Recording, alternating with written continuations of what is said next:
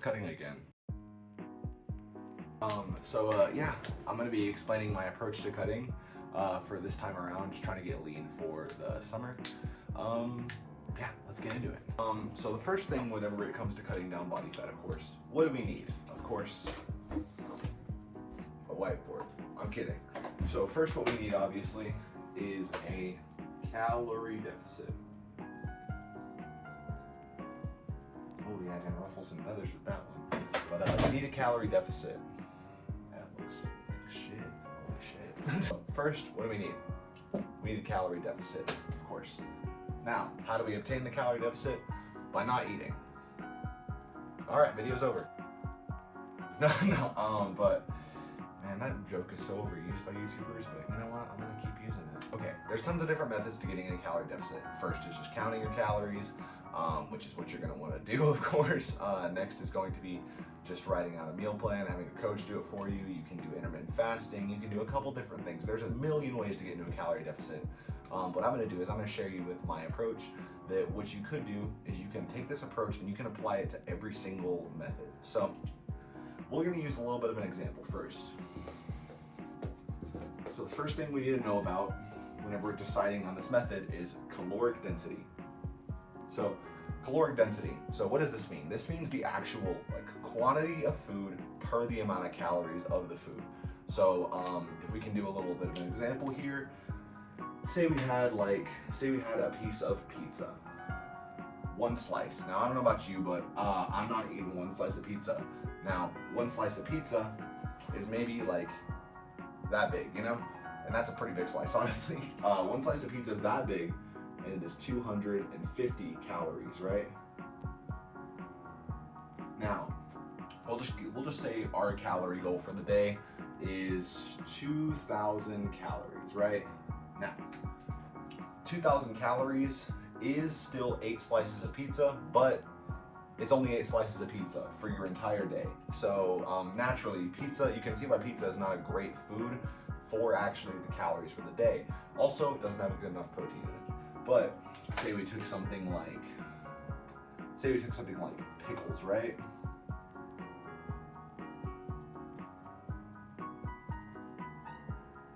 Yeah, that's a pickle for sure. So for a full pickle, it is less than 10 calories. Okay, therefore a pickle would be a better option for weight loss, of course, than eating a piece of pizza.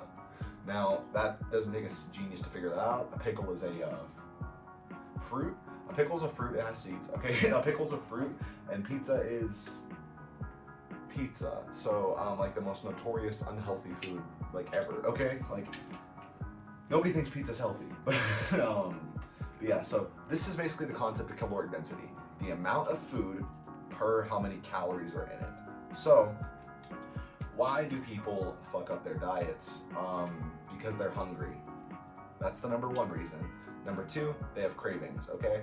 So the hardest part in the beginning is cravings, and the hardest part at the end of it, once you've already come accustomed to,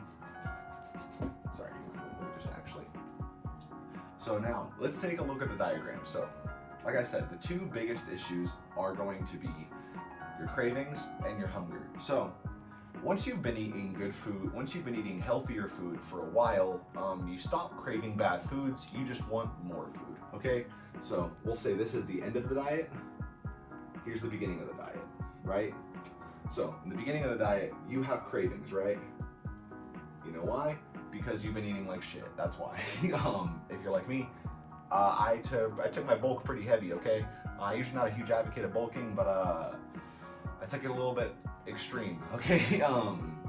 So we have our cravings, and we have our actual hunger, right? Now, the further we go on our cut, the closer we get to where our body doesn't necessarily want to sit at, the more hungry we're gonna get. Now, if you want to know about body set points and fat distribution and what your weight is supposed to be, I'll make another video on that so we can explain a little bit more.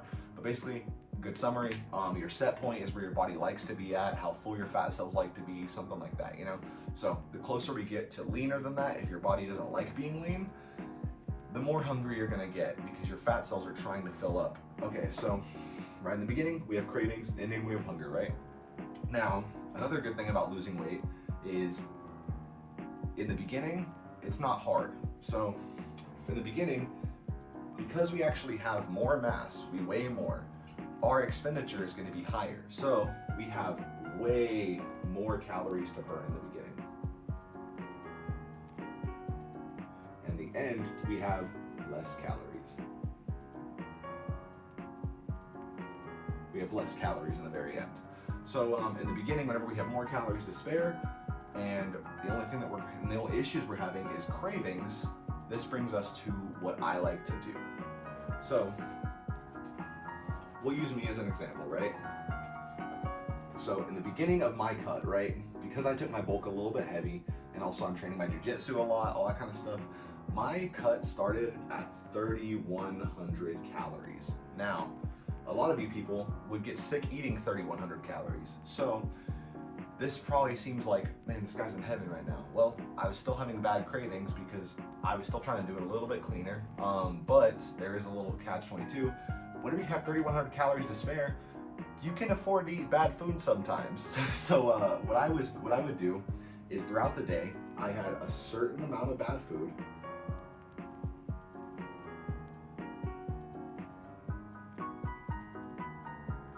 I had a certain amount of bad food that I was allowed per day, right? So that's gonna kill my cravings because every single day I'm getting something that's gonna kill my cravings, but throughout the rest of the day, I'm still having clean food, so I'm still adjusting to it. Now naturally, these bad foods are pretty calorically dense. Also in the beginning, I'm eating more calorically dense foods.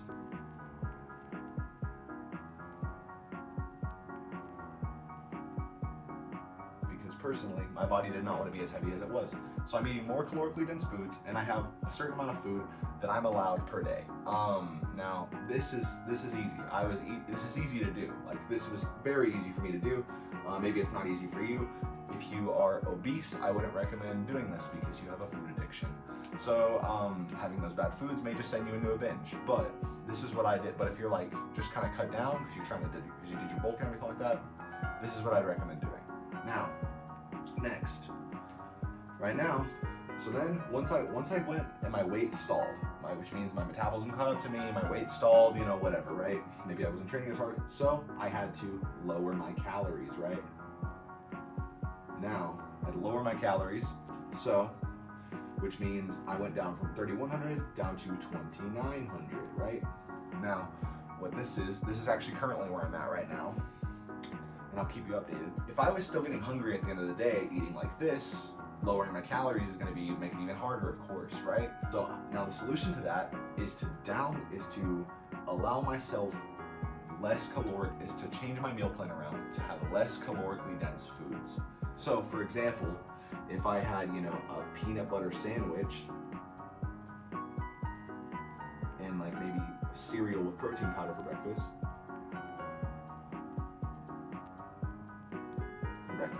those things are good meals. They're gonna be good. They're gonna get my protein. They're gonna help me. They're gonna be semi-healthy.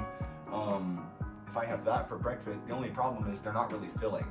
What I need is filling. So say I was to lower my calories, what I could do is I would sub these out. I subbed out my protein cereal for French toast. I shoved out my protein cereal for low-calorie French toast, anabolic French toast.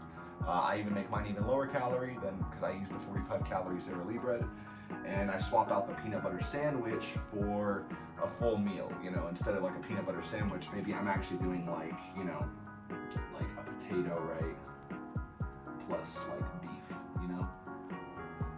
Maybe I'm doing that now. So therefore, this meal right here is going to fill me up a hell of a lot more than this one will. Same with this. So therefore, I'm still eating a high amount of food even though I lowered my calories. In fact, I feel more satiated now than I did here. So that's what we're just going to keep doing for the cut. So whenever this gets hard, I'll probably drop my calories a little bit more, or at my activity level, I'll probably drop it down to maybe like 2,700, right? And then I may go from there. I may take out certain foods, like part of my meal plan that's still a little bit higher calorie is I still allow myself a certain amount of bad food per day. And before my workouts, I have a certain amount of I have like 200 calories of some kind of some kind of higher sugar food, like a Rice Krispie, a candy bar, something like that, to get a better pump. I may take those things out. I may sub them for something else. But yeah, so basically this is how it's gonna work. This is a simple approach to cutting. Now, say I went down to 2,700 calories, I may sub those out. So maybe I sub out my candy bar, right? For some fruit, right? Some fruit, easy. That's gonna fill me up a lot more than the candy bar will. And also maybe I sub out my post-workout shake for protein ice cream or Greek yogurt or something like that. It's gonna give me around about the same macros, but it's just gonna fill me up a lot more. And honestly, you can keep doing this all the way, no matter how big your cut really is. You can just keep upping the quantity of food, but lowering the calories. And sometimes I've gotten to the point where I'm at 2,400 calories and I feel more full on that diet than I do on this one right here. And that is just because of caloric density. Now, as we noticed, we talked about in the beginning, the main thing that's bugging you is cravings, right? Because we're used to eating this bad food, the main thing that's bugging us in the end is hunger. Now, hunger isn't a really big factor in the beginning, honestly. I feel like it's pretty easy to stay under your calories for the most part right in the beginning because your motivation's high. Your body's not necessarily where it actually likes to be at. It's not at a healthy weight. And so, well, maybe at a healthy weight if you're in a bodybuilding sphere, but it's just not where you want to be, right? So now the main problem at the end is hunger. So, you know, once you get to the end, you may be doing some crazy shit. Like, you may be having, you know, salads that are this big and stuff like that for like 3 meals a day. You can just keep applying this principle over and over and over until you get down to a good spot. Now, that is exactly the approach that I would recommend for dieting, and that's the approach I'm using. Now, what did I say a second ago? I said that you can apply this to anything. I said that you can apply this to any other kind of diet model, right? And that is facts. So let's take a look at a good diet model that you can compare it to. So you can apply this really to any diet. Let's say you're following intermittent fasting, right? Same issue. During the day, you're gonna have cravings. You're gonna have your cravings, and in the end, you're gonna have hunger. The fast gets harder and harder and harder. So what do? You make your meals bigger. Now, it works really well with intermittent fasting too, because if you only have 8 hours to eat, and you're at the very end, right? And you're trying to shovel like 3 chicken salads into this big, right, into your diet with like low calorie dressings. I'm not talking, don't do no ranch, okay? I'm watching you, don't do no ranch, bro. If you're trying to get like 3 giant ass salads in, bro, like it's gonna be hard. Like it'll be hard to eat food. There is certain meals that you can make so deep into a deficit. There is a limitless amount of knowledge, and I'll keep making I'll make recipes on YouTube so you guys, I can kind of let you guys like see the recipes I kind of eat on my cut. The more it progresses for summer. But like, dude, there's a plethora of foods that are so calorically dense that they are hard to eat no matter how hungry you are. Like they're hard to finish. So once again, so it can kind of be applied to any diet model. Even something like keto, where the name of the game is high fat, you know, like high fat. So say that you're doing keto, right? And you're doing that like keto ice cream shit, you know, like the one that's like 1 billion calories. You might as well just eat a tub of Ben & Jerry's, right? Just kidding, Ben & Jerry's is insane. But say you had, you know, your keto ice cream in the beginning. Maybe you start subbing that out towards the end for something like, maybe you start subbing that out for just another meal. Like on keto, once again on keto, you can even have like those giant salads. Say you start subbing out your keto ice cream for like, you know, pickles or something like that. Something's gonna be high in salt, something's gonna be like something for keto. For keto, high in salt is good, okay? But by the end, so maybe you're subbing them out for something like pickles, which are 0 calories, you know, like pretty much 0 calories at least. Something like that, like it can be applied to any diet model really. The hardest one I would say to compare it to is probably like some kind of like whole food diet or pescatarian or something like that, just because like, you know, in the beginning, like your only food options are really limited. But once again, back to the salads, bro, you can just make a giant salad. Again, like that is like the ultimate goat move right there. You can make salads, just like, it's really gonna come down to your diversity. But yeah, by the way, peanut butter sucks for cutting, okay? Stop using it as a cutting thing. Don't ever use peanut butter on the cut, okay? You can use it in the beginning to hit your fat still, but like, bro, honestly, don't use peanut butter, okay? Just don't. but it doesn't work very well. But like, you know, and then the easiest things you can also sub out are your drinkable calories, you know, like your protein shakes, your carb powders, all that kind of stuff. Sub out those. Yeah, easy. But yeah, that's basically my approach to dieting right now. Now what I need you guys to do is yeah, that's basically it for the video today. I thought I'd give you guys a quick one, nice little update. That's kind of just like, I give you guys a quick little update, let you know what I'm doing. I'm kind of cutting, let you know a good approach for it, and yeah, more on this in the future. Just always